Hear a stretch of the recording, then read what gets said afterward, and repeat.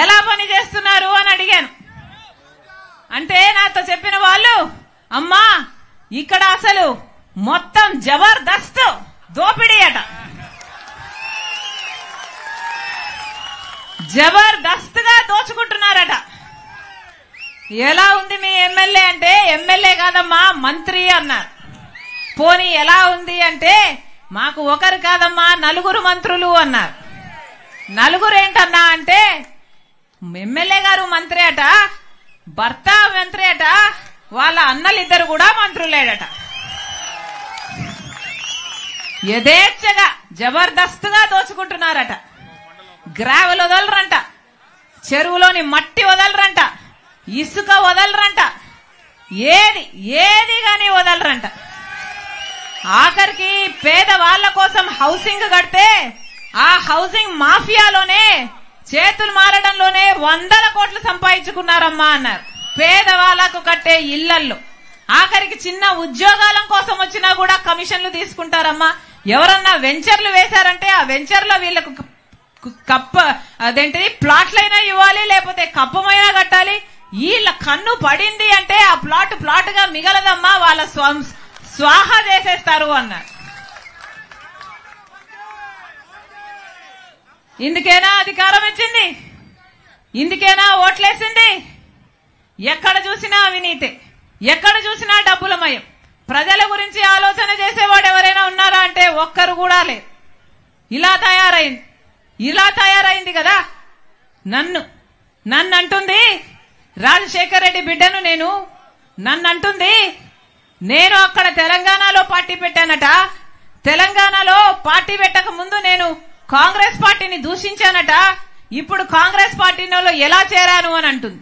అమ్మా రోజమ్మా, మీకు గుర్తులేదేమో, నేను గుర్తు చేస్తాను. మీరు తెలుగుదేశం పార్టీలో ఐరన్ లెగ్ అన్న పేరుతో మీరు పిలువబడినప్పుడు రాజశేఖర్ రెడ్డి గారి గురించి మీరు ఎంతగా దూషణలు చేశారో ప్రజలు ఇంకా గుర్తే ఉన్నాయి. రాజశేఖర్ రెడ్డి గారు అంత మహామనిషిని పట్టుకొని రాజశేఖర్ రెడ్డి గారి గురించి మాట్లాడిన మాట పిచ్చి వాగుడు. రాజశేఖర్ రెడ్డి గారి పంచ విప్పి కొడతాను అన్న పిచ్చి మాటలు మాట్లాడిన ఆవిడ ఈ రోజా నా గురించి మాట్లాడుతుందా? రాజశేఖర్ రెడ్డి బిడ్డను నేను. రాజశేఖర్ రెడ్డి గారు ఈ ప్రపంచంలో నన్ను ప్రేమించినంతగా ఎవరిని ప్రేమించలేదు. అసలు రాజశేఖర్ రెడ్డి గారిని గౌరవించని చోటున నేను కనీసం ఊపిరి కూడా తీసుకోలేను. ఈ రోజు కాంగ్రెస్ పార్టీలో రాజశేఖర్ రెడ్డి బిడ్డ చేరింది అంటే ఎందుకు చేరింది? ఎందుకంటే వాళ్లకు రాజశేఖర్ రెడ్డి గారి మీద అపారమైన గౌరవం ఉంది అని నేను నిర్ధారించుకున్న తర్వాతనే కాంగ్రెస్ పార్టీలో చేరాను. మణిపూర్ ఘటనలో ఈ వైసీపీ క్రైస్తవులయ్యుండి వైసీపీ నిలవకపోయినా మణిపూర్ లో క్రైస్తవుల కోసం కాంగ్రెస్ పార్టీ నిలబడింది కాబట్టి నేను కాంగ్రెస్ పార్టీలో చేరాను. మన ఆంధ్ర రాష్ట్రానికి ప్రత్యేక హోదా గురించి వీళ్ళు కొట్లాడతామని చెప్పి మాట తప్పితే కాంగ్రెస్ పార్టీలో రాహుల్ గాంధీ గారు మొట్టమొదటి సంతకమే నేను ప్రత్యేక హోదా ఫైల్ మీద చేస్తాను ప్రధానమంత్రి అయినాక అని ఆయన మాట చెప్తే తర్వాత చేరాను నేను కాంగ్రెస్ పార్టీలో. నా గురించి మాట్లాడుతున్నారా? పైగా తెలంగాణలో పార్టీ పెట్టానట, నేను మూసేసి ఇక్కడికి ఎందుకు వచ్చాను అని అడిగింది. అమ్మా నేను వైఎస్ఆర్ తెలంగాణ పార్టీ అని పార్టీ పెట్టిన మాట నిజమే, అది మూయలేదు తల్లి. వైఎస్ఆర్ తెలంగాణ పార్టీ కాంగ్రెస్ పార్టీలో విలీనం చేశాం కాబట్టి కాంగ్రెస్ పార్టీ ఎంత కాలం బతికుంటుందో వైఎస్ఆర్ తెలంగాణ పార్టీ కూడా కాంగ్రెస్ పార్టీలో భాగమై బతికే ఉంటుంది. ఈరోజు ఆంధ్ర రాష్ట్రానికి రాజశేఖర్ రెడ్డి బిడ్డ వచ్చింది అంటే గొప్ప ఉద్దేశంతో వచ్చింది. ఎందుకంటే నా పుట్టింటికి ఇక్కడ అన్యాయం జరుగుతుంది కాబట్టి ఇక్కడ ప్రత్యేక హోదా తేవాల్సిన బాధ్యత నా మీద కూడా ఉంది కాబట్టి ఈరోజు ఆంధ్ర రాష్ట్రానికి వచ్చింది. అక్కడ తెలంగాణలో మేము చేసిన పాదయాత్రకు పోరాటానికి అక్కడ ఒక నియంత్రణ దించింది రాజశేఖర్ రెడ్డి బిడ్డ. ఇక్కడ ఈ నియంత్రణలు దించడానికి రాజశేఖర్ రెడ్డి బిడ్డ మళ్ళీ ఇక్కడ అడుగు పెట్టింది. పైగా తెలంగాణలో తెలంగాణ ప్రభుత్వం డబ్బులు ఇవ్వాలట, అవి నేను తీసుకురావాలట. ఏమ్మా నేను తీసుకొస్తే మీరేం చేస్తారు? గాడిదలు కాస్తారా? అధికారమేమో మీకుంది, తెలంగాణలో టీఆర్ఎస్ పార్టీలో దోస్తీ ఏమో మీకుంది. ఈ 5 సంవత్సరాలు వాళ్ళని కౌగులించుకున్నారు, వాళ్ళ స్వీట్లు తినిపించుకున్నారు, వాళ్ళకు అన్నాలు పెట్టుకున్నారు, వాళ్ళని కలిశారు, పక్కపక్క నవ్వారు. మరి మనకు రావాల్సిన డబ్బులు అప్పుడు గుర్తు రాలేదా? అప్పుడు ఒక పేపర్ ముక్క వాళ్ళ చేతుల్లో పెట్టి మాకు డబ్బులు రావాలని ఎప్పుడైనా అడిగారా? వాళ్ళు వినకపోతే అక్కడే వాళ్ళ ఇంటి ముందరే కూర్చొని ధర్నాలు ఎప్పుడైనా చేశారా? మీకు చేతనయిందా? మీకు దమ్మున్నిందా? ఆ డబ్బులేమో అప్పుడు రావాల్సినవి మీకు గుర్తులేవు. ఇప్పుడు మేము మిమ్మల్ని నిలదీస్తుంటే మా గురించి మాట్లాడుతున్నారా? మీరా మాకు చెప్పేది? మీతో నీతులు చెప్పించుకునే పరిస్థితిలో లేదు. మీరు ఒక మహిళ, ఒక ఎమ్మెల్యే, ఒక మంత్రి, కనీసం మీ నియోజకవర్గానికి ఏమైనా చేసుకోగలిగారా? ఏం చేసుకోగలిగారు? ఏం చేసుకోగలిగారు? రాజశేఖర్ రెడ్డి గారు ఆ డిటిపి పెట్టారు. రాజశేఖర్ రెడ్డి గారి టైంలో శాంక్షన్ అయింది. అది కలుషితంగా, నీళ్లు కలుషితం కాకుండా ఉండడానికి రాజశేఖర్ రెడ్డి గారు శాంక్షన్ చేస్తే కనీసం దాన్ని నడపడం చేతనైందా మీకు? దాన్ని మెయింటెనెన్స్ చేసి ప్రజల కోసం మంచి నీళ్లు ఇవ్వడానికైనా చేతనైందా మీకు? ఈరోజు లూమ్స్ లో పాపం వాళ్ళ పవర్ స్లాబ్ మీరు మార్చడంతో 1000 రూపాయలు వచ్చే బిల్లు ఇప్పుడు 5000 వస్తుందట. దాంతో పాపం ప్రజలు బతకాలా, అప్పుల పాలైపోవాలా, ఆత్మహత్యలు చేసుకోవాలా అని ఇక్కడ గగ్గోలు పెడుతుంటే మీ చెవికేమో పడదు. మీరా మాట్లాడేది? పక్కనే ఇంకో రాష్ట్రం ఉంది. ఆ పక్క రాష్ట్రంలో డీజిల్ ధర ఎంత, పెట్రోల్ ధర ఎంత, ఇక్కడ ఎంత? ఏం చేతనైంది మీకు? ఏం చెప్పారు ఆ రోజున? ఇదే వైసీపీ ప్రభుత్వం ఆ రోజు చెప్పలేదా మేము ధరలు తగ్గిస్తాము అని, సబ్సిడీలు ఇస్తాము అని ఆ రోజు చెప్పలేదా? అంతెందుకు, మందు బాటలు కూడా పక్క రాష్ట్రంలో తక్కువేనట. ఇక్కడ క్వార్టర్ బాటిల్ ఎంత, అక్కడ క్వార్టర్ బాటిల్ ఎంత? అది కూడా చేత కాలేదు కదా మీకు? మీరా మాట్లాడేది? మీరా నీతులు చెప్పేది? సరే, మీరు ఎమ్మెల్యే, మీరు మంత్రి, మీ వల్ల చేత కాలేదు. సరే, కనీసం ఒక మహిళ కదా మీరు, మహిళ ఈ మంత్రి ఉన్నారు కదా మీరు, కనీసం మహిళల విషయాలకైనా మీరు ఏమైనా భద్రత కలిగించగలిగారా? అంగన్వాడీ మహిళలు ఎంత కాలం అయ్యింది సమ్మె చెయ్యబట్టి? వాళ్ళు ఏమడిగారు? పక్క తెలంగాణలో, పక్క కర్ణాటకలో మాకంటే ఎక్కువ జీతాలు వస్తున్నాయి, మాకు 12,000 ఇస్తున్నారు, ఇది సరిపోవటం లేదు, మాకు కూడా పక్క రాష్ట్రంలో జీతాలు పెంచినట్టు మా జీతాలు పెంచండి, మా కుటుంబాలు గడవాలి కదా అని వాళ్ళు అడిగితే జుట్లు పట్టుకొని వాళ్ళని లాగి పోలీస్ స్టేషన్లలో వేస్తారా? ఎన్నిసార్లు అంగన్వాడీ మహిళల మీద ఎన్ని దాడులు చేశారు ఆశా వర్కర్లు? వాళ్ళైనా ఏమడిగారు? వాళ్ళు కూడా అదే అడిగారు కదా. పాపం చిన్న చిన్న గ్రామాలలో ఆరోగ్యం చూసుకునే వాళ్ళు ఆశా వర్కర్, పోనీ వాళ్ళ మీదైనా గౌరవం ఉందా మీకు?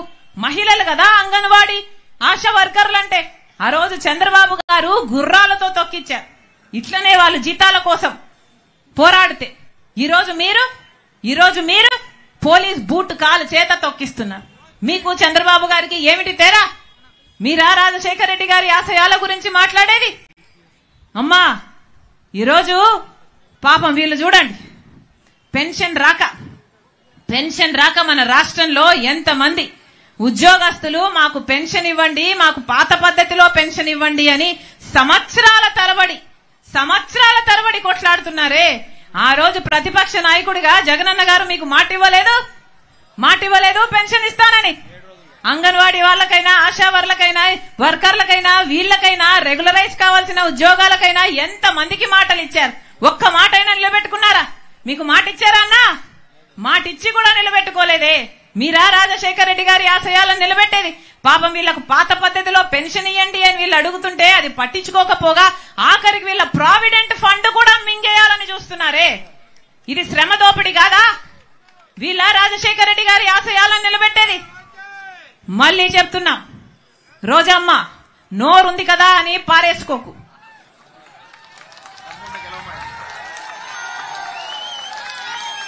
ఇదే పక్క రాష్ట్రంలో ఇలాగే రాజశేఖర్ రెడ్డి బిడ్డ మీద అధిక ప్రసంగం, ఇలాగే అతిగా మాట్లాడితే జనాలు వాళ్ళందరినీ ఓడగొడితే ఇప్పుడు వాళ్ళు ఇంట్లో కూర్చొని ఉన్నారు. మీ పరిస్థితి కూడా అదే అవుతుంది.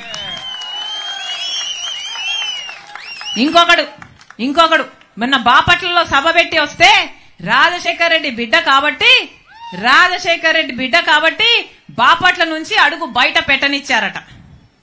ఒక్క నిమిషానికి నేను రాజశేఖర్ రెడ్డి బిడ్డను కాదనుకుందాం. రండి, ఎంతమంది వస్తారో రండి, ఏం చేస్తారో చేయండి, మీ దమ్మేంటో చూపించండి. సిగ్గుండాలి కదా, సిగ్గుండాలి కదా. రాజశేఖర్ రెడ్డి గారి పేరు పెట్టుకొని రాజశేఖర్ రెడ్డి గారి ఆశయాల కోసమని నిలబడ్డామని చెప్పుకుంటూ ఇంత దయనీయంగా, ఇంత దరిద్రంగా, ఆడ మగ తేడా లేదు, ఉచ్చం నీచమని తేడా లేదు, 5 సంవత్సరాలలో అన్ని మాటలు తప్పారు, ఘోరంగా పరిపాలన చేశారు. రాజశేఖర్ రెడ్డి గారి సంక్షేమ పాలనకు జగనన్న పాలనకు నక్కకు నాగలోకానికి ఉన్నంత తేడా ఉంది. ప్రతి మాట తప్పారు. ఇప్పుడు నేనొచ్చి ఇక్కడ మీ తప్పులు ఎత్తి చూపుతున్నానని చెల్లెల్ని అన్న ఇంగితం లేదు. ఇదే పార్టీని 3200 కిలోమీటర్లు పాదయాత్ర చేసి నేను నా భుజాన మోసిన రోజులున్నాయి. సమైక్య ఆంధ్ర కోసం తిరిగాను, అలాగే ఓదార్పు యాత్ర చేశాను, అలాగే బాయ్ బాయ్ బాబు అని ఒక క్యాంపెయిన్ నడిపాను. ఎక్కడ అవసరం ఉంటే అక్కడ నాకు ఈ పదవి కావాలి అని ఎప్పుడు నోరు తెరిచి అడగకుండానే వాళ్ళకి ఏ అవసరం ఉంటే అది చేశాను. ఆ పార్టీ మొక్కై ఉన్నప్పుడు నేను నీళ్లు పోశాను, నేను ఎరువు పెట్టాను, నా చేతులతో కాపాడాను. ఇప్పుడు అది చెట్టయింది. చెట్టయ్యాక నా అవసరమే లేదు అంటున్నారు కదా. మీ అహంకారమే చూపిస్తున్నాయి మీ మాటలు. ప్రజలు గమనిస్తున్నా. మళ్ళీ చెప్తున్నా, నేను ప్రజల కోసం వచ్చా. ఆంధ్ర రాష్ట్ర ప్రజల హక్కుల కోసం ఇక్కడ అడుగుపెట్టా. మీకు చేతనైతే ప్రత్యేక హోదా తెండి, మీకు చేతనైతే పోలవరం తెండి, మీకు చేతనైతే రాజధాని తెండి.